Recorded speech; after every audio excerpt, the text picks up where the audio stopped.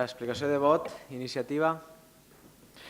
Moltes gràcies, senyor alcalde. Bé, vostès no poden votar que sí perquè li causen un problema a València, no per una altra raó.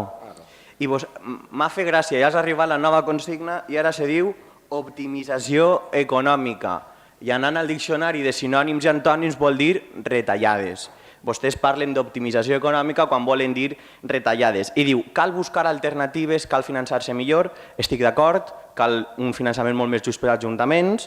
I mira, vaig a plantejar-li monarquia, senat, diputacions, església catòlica i un llarg etcètera. L'exèrcit pot retallar vostè ahir i no li farà falta a vostè retallar al SEAFI. N'hi ha alternatives. Mire, fins a on poden arribar? Estan tocant ja l'os del moll. Estan arribant a punts insospitats. No sabem fins a on pot arribar la podadora que ha tret el senyor Rajoy.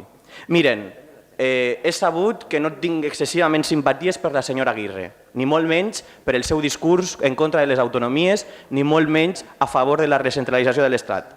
Però l'altre dia va dir una cosa que em va cridar l'atenció i veient la seva postura avui crec que estic d'acord. Va parlar de que els serveis socials no foren competència de les comunitats autònomes, sinó dels municipis. Tant de bo a Vila-real els serveis socials depengueren exclusivament de Vila-real i no de la Generalitat. Pel que està vist, vostès opten per retallar en drets socials. Vostès opten en retallar en sanitat, educació, en ajuda a la dependència, en mediació. I aquest és el vostre model. Jo els en plantejo un altre. Moltíssimes gràcies. Moltes gràcies, senyor regidor. Explicació.